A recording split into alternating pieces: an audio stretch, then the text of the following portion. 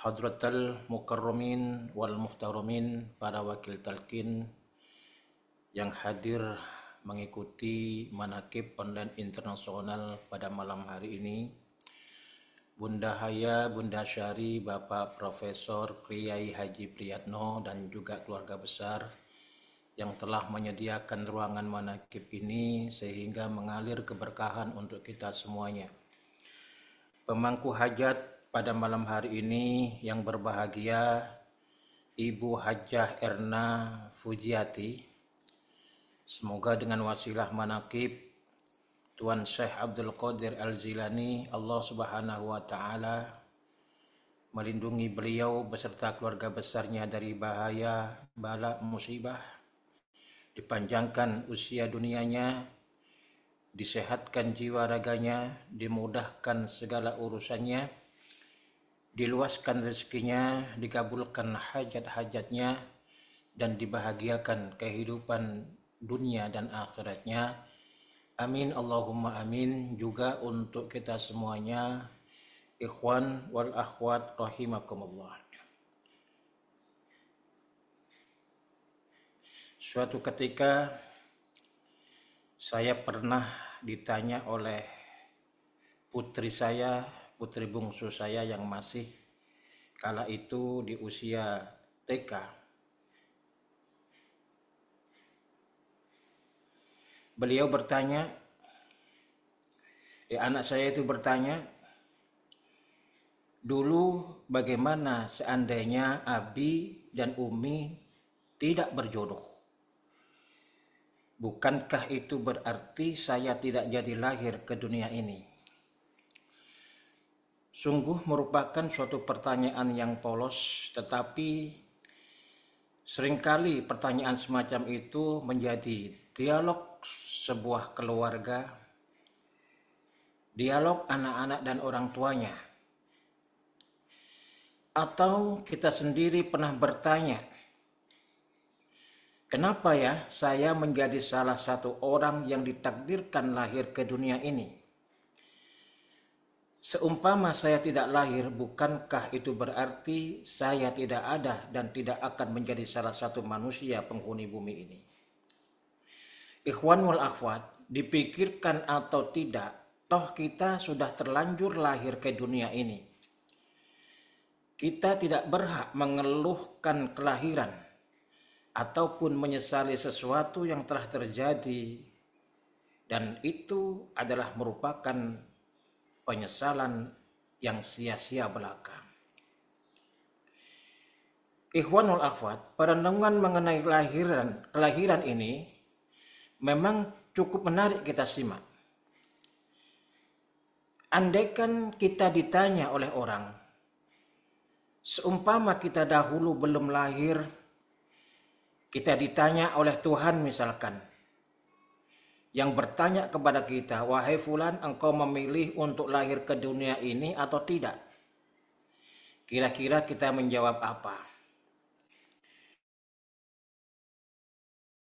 Kalau itu ditanyakan kepada orang umum, mungkin bisa saja dan bisa kita debat bahwa orang yang hidupnya penuh dengan kenikmatan, saya kira akan memilih untuk dilahirkan. Sedangkan bagi orang yang saat ini hidupnya sedang dirundung oleh masalah demi masalah, persoalan-persoalan kehidupan yang tiada habisnya, saya kira ia akan memilih untuk tidak dilahirkan ke dunia ini. Kalau hidupku hanya untuk membawa derita, mengapa dulu aku dilahirkan ke dunia? Masya Allah. Lalu bagaimana dan apa makna kelahiran bagi seorang muslim? Allah Azza wa Jalla memberi informasi yang begitu gamblang. Untuk apa manusia diadakan, diciptakan di dunia ini oleh Allah? Informasi itu tersurat dalam kalam sucinya di dalam surat Adz-Dzariyat, wa ma khalaqtul jinna wal insan illa liya'budun. Dan tidaklah kami ciptakan jin dan manusia kecuali hanya untuk beribadah kepada Aku. Ikhwan wal akhwat, untuk beribadahlah kita diciptakan oleh Allah Azza wa Jalla. Dan alam ini adalah pentas besar, pentas raksasa, tempat mana jin dan manusia membuktikan penghambaannya kepada Allah Azza wa Jalla. Tetapi perlu diingat, penghambaan ibadah kepada Allah Subhanahu wa taala harus dilakukan secara murni tanpa adanya perbuatan yang ditujukan kepada selain Allah Subhanahu wa taala. Wa ma umiru illa liya'budullah mukhlishina lahuddin. Dan tidaklah kalian semuanya diperintahkan kecuali untuk beribadah kepada Allah dengan ikhlas, dengan murni. Lahuddin itulah agama. Ikhwan wal akhwat rahimakumullah.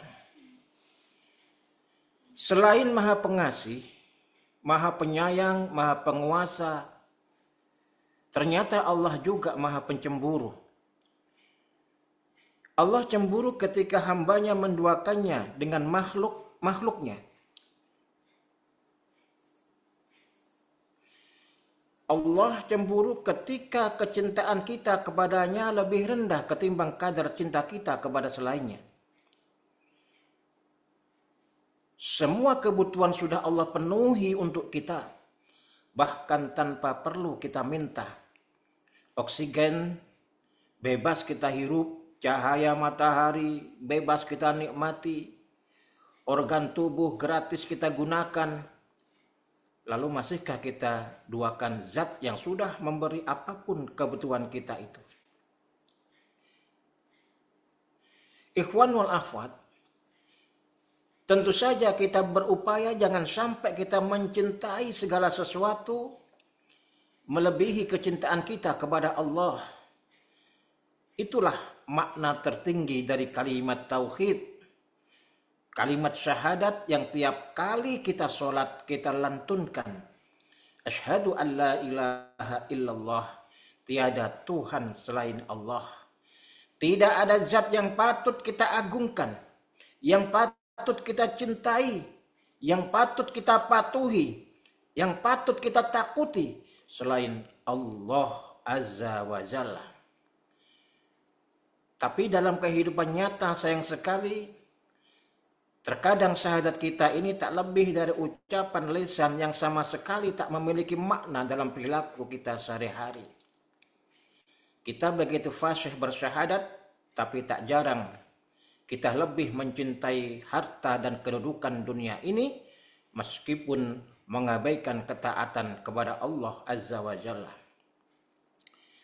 Seringkali manusia lebih takut dimarahi atasan ketimbang dimarahi Allah. Dan Tuhan seringkali kita madu dengan kenikmatan dunia yang sungguh amat sesaat. Allah seringkali kita nomor duakan. Padahal tak ada satupun zat di alam ini yang bisa memberi kehidupan kepada kita selain Allah Azza wa Jalla. Ikhwan wal akhwat rahimakumullah. Marilah kita bersama berupaya sekuat mungkin kita jadikan Allah Azza wa Jalla sebagai cinta utama kita. Dialah yang maha sempurna. Dialah zat yang jauh dari kelemahan dan kekurangan. Dan hanya dialah yang patut untuk kita cinta. Ikhwan wal akhwat rahimakumullah.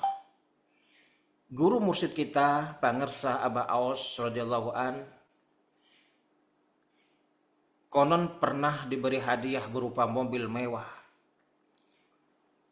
Lalu terbesit kecintaan terhadap mobil tersebut. Seketika beliau beristighfar dan masuk ke dalam untuk bertaubat kepada Allah Subhanahu wa taala. Beliau juga berupaya untuk menyelamatkan murid-muridnya dari cemburunya Allah Azza wa Jalla. Bukankah baru-baru ini beliau memberikan maklumat untuk tidak menggunakan nama yang hanya boleh disandang oleh Allah, seperti kalimat Maha Siswa, yang mana kalimat itu digunakan untuk menyebut pelajar di universitas dan disebut dengan mahasiswa.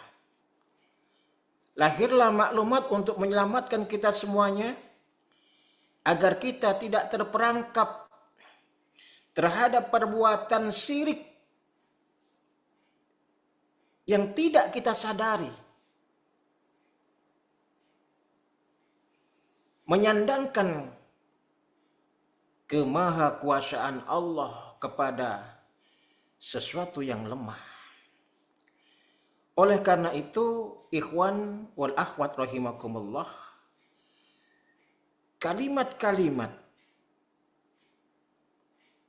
yang hanya boleh disandang oleh Allah Subhanahu wa taala adalah merupakan kalimat yang apabila disandangkan kepada manusia bisa menimbulkan kecemburuan Allah Subhanahu wa taala, kecuali Allah sendiri yang memberikan sandangan nama itu kepada orang-orang yang dikasihinya, disayangnya.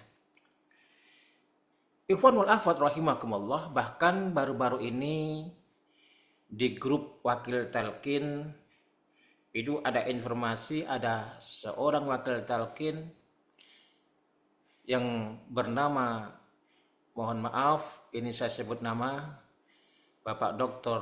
Kiai Haji Akbar Mardani. Dr. Kiai Haji Akbar Mardani.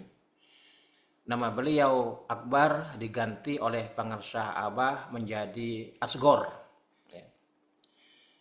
Asgor ini kalau bahasa Arab memiliki makna lebih kecil.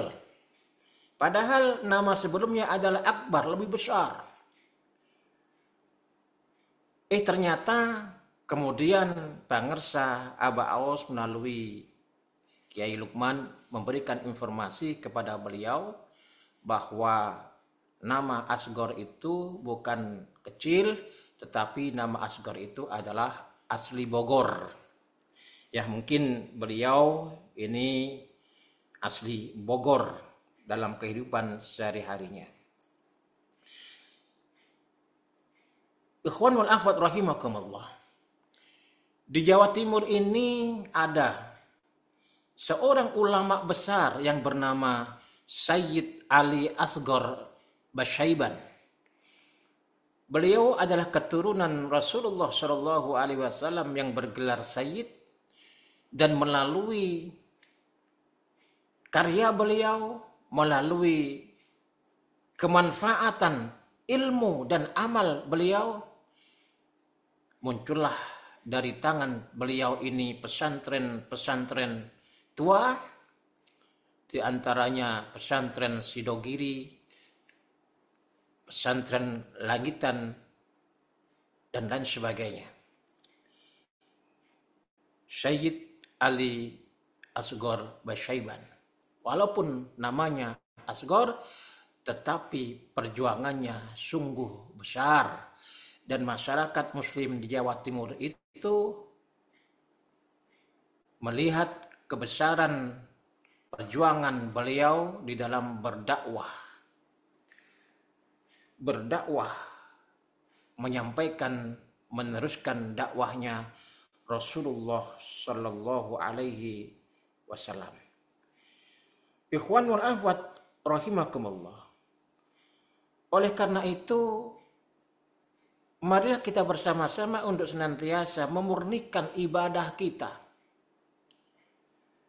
kepada Allah Subhanahu wa taala. Karena apa? Karena kemarin sudah saya sampaikan, sebenarnya kita tidak bisa apa-apa.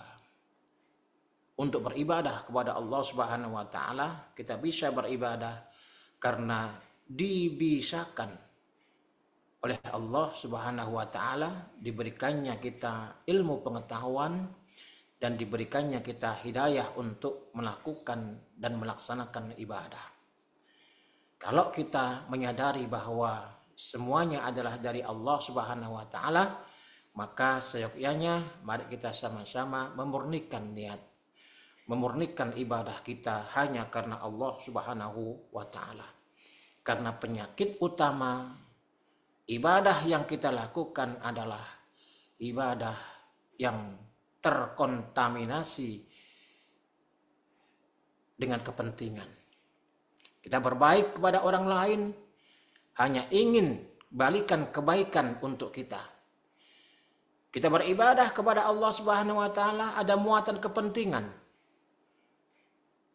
Supaya kita naik derajat, kita tahajud supaya naik derajat, kita sholat duha supaya kita kaya raya.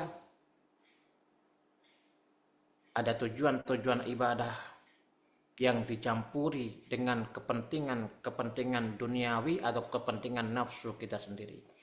Oleh karena itu, ikhwanul akhwat rahimakumullah, dalam kesempatan ini saya memberikan nasihat kepada diri saya sendiri, juga menyampaikan kepada panjenengan semuanya untuk memurnikan semua amaliyah dan ibadah kita yang kita tujukan hanya untuk Allah Azza wa Jalla, sebagaimana yang telah diajarkan oleh guru mursyid kita Pangersa Abah Aos.